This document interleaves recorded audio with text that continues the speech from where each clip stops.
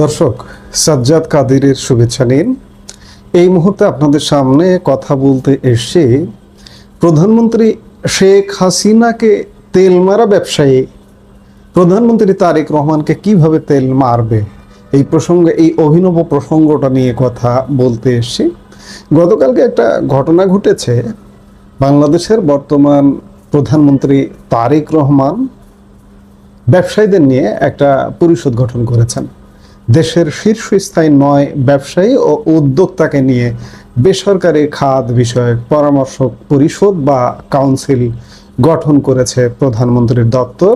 শনিবার নবগঠিত এই পরিষদের প্রথম বৈঠকও অনুষ্ঠিত হয়েছে প্রধানমন্ত্রী তারেক রহমানের তেজগাঁওয়ের কার্যালয়ে।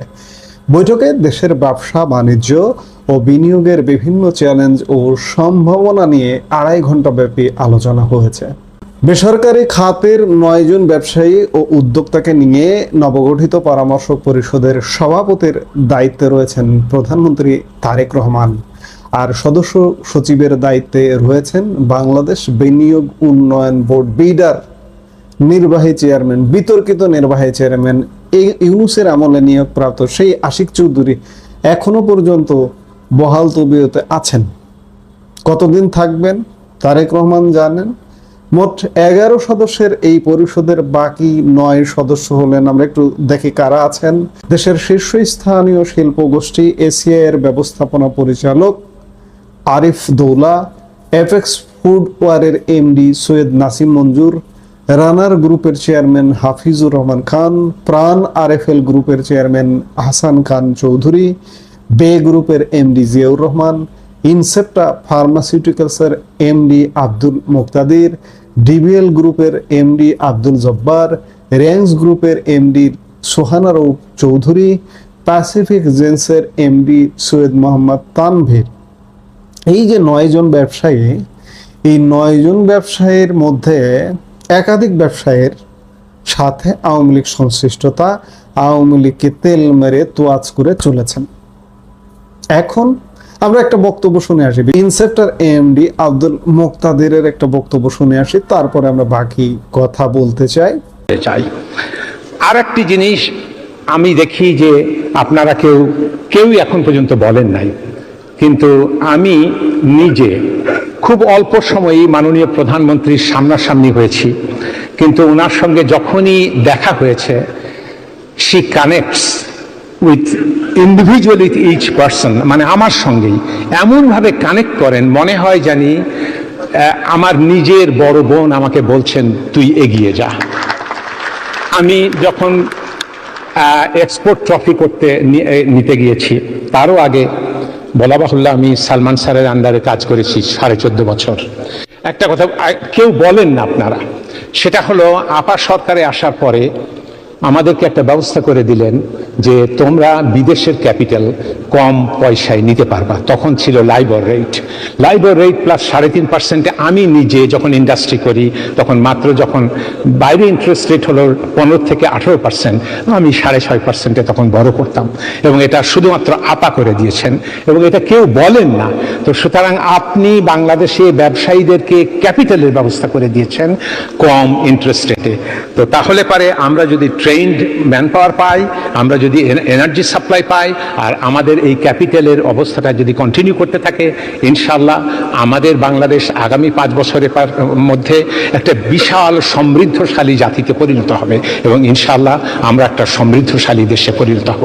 আমরা চাই, আল্লাহর কাছে চাই এবং আপনাদের সবার কাছে চাই যে আমরা দোয়া করি যেন আমাদের আপা আবার সরকার গঠন করেন এবং আমাদেরকে একটা সমৃদ্ধশালী জাতিতে পরিণত করেন।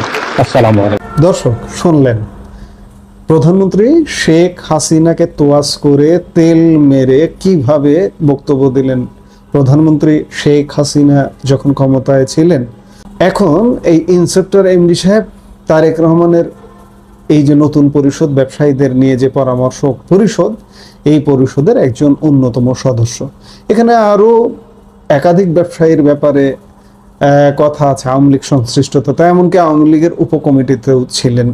যেমন এই যে প্যাসিফিক জেন্সের এমডি সৈয়দ মোহাম্মদ তানভীর, তিনি সম্ভবত আওয়ামী লীগের বাণিজ্য বিষয়ক কমিটির উপসম্পাদকও ছিলেন। যাই হোক, এই যে তেল মারা প্রধানমন্ত্রী শেখ হাসিনা যখন প্রধানমন্ত্রী তখন তেল মারা, এখন তারেক রহমানের পরিষদে আবার হাজির।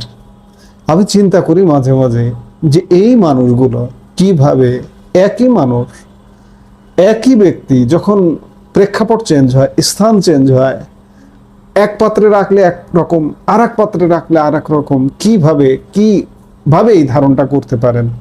এই যে এনসেপ্টার যে এমডি আব্দুল মুক্তাদির, তিনি যে তৈলমর্দন করা বক্তব্য দিলেন, তিনি এখন তারেক রহমানকে কি বক্তব্য দিচ্ছেন, তারেক রহমানকে কিভাবে তেল মারছেন, সেটা আমি চিন্তা করছি। কিংবা এই যে প্যাসিফিক জেন্সের এমডি, তিনিও আওয়ামী লীগের উপকমিটির সদস্য ছিলেন বা উপসম্পাদক ছিলেন। তিনি এখন তারেক রহমানকে যে কিভাবে তেল মেরে কিভাবে মর্দন করছেন, এগুলো কিভাবে সম্ভব, সেটাই আসলে চিন্তা করছি যে কিভাবে মানুষ কেমন করে এগুলো করতে পারেন। একই মানুষ, দুই রূপ না বহুরূপ। আওয়ামী লীগের সময় আওয়ামী লীগের মতো, বিএনপির সময় বিএনপির মতো, কদিন পরে আবার জামাত যদি ক্ষমতায় আসে জামাতের মতো হয়ে যাবে। এগুলো কিভাবে সম্ভব? এখানে একটা প্রশংসা করতে হয় যে এই যে পরামর্শক পরিষদ, ব্যবসায়ীদের নিয়ে পরামর্শক পরিষদ গঠন করেছে, এটি নিঃসন্দেহে প্রশংসনীয়। যাদেরকে ডাকা হয়েছে তারা ম্যাক্সিমামই বাংলাদেশের শীর্ষ ব্যবসায়ী, শীর্ষ টপ 10 না হোক টপ 20 ব্যবসায়ীর মধ্যে তাদের অবস্থান অবশ্যই আছে। তাদের যে মার্কেট সাইজ, তাদের যে মূলধন, সেই অনুযায়ী অবশ্যই টপ 20-র মধ্যে প্রত্যেকটি 9টি প্রতিষ্ঠানে হয়তো থাকবে, দু একটা নাও থাকতে পারে, ডিবিএল গ্রুপ নাও থাকতে পারে, প্যাসিফিক জেন্স নাও থাকতে পারে, কিন্তু বাকিগুলো থাকবে, থাকার কথা।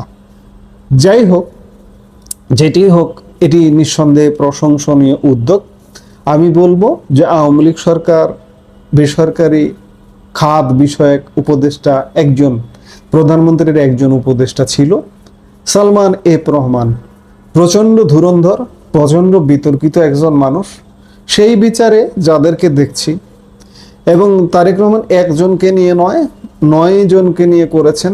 এখন সালমান এফ রহমান যে ভূমিকা পালন করতেন, তার যে ফ্যাসিলিটিস ছিল, সুযোগ সুবিধা ছিল, তিনি মন্ত্রীর মর্যাদায় দায়িত্ব পালন করতেন, এটি হয়তো তেমনটা নয়। হয়তো পরামর্শক একটা সভা, পরামর্শক একটা সংগঠন গঠন করেছেন, বিশেষ করে বাণিজ্য বিষয়ক তারেক রহমান। নিঃসন্দেহে এটি অবশ্যই ভালো দিক যেটি, সেটি প্রশংসা করতে হবে। এখন দেখার বিষয় যে এই পরামর্শক পরিষদ, আওয়ামী লীগকে তেল মারা পরিষদ, এখন তারেক রহমানকে কিভাবে তেল মেরে পরামর্শ দেয়, এটি এখন দেখার বিষয়। দেশের ব্যবসা খাত, বাণিজ্য খাত, বেসরকারি খাত, এই পরামর্শকদের পরামর্শে কতদূর এগোয়, আমরা সেটি দেখবার জন্য অপেক্ষায় থাকবো নিশ্চয়। এই মুহূর্তে এ পর্যন্তই। সবাই ভালো থাকুন, সুস্থ থাকুন।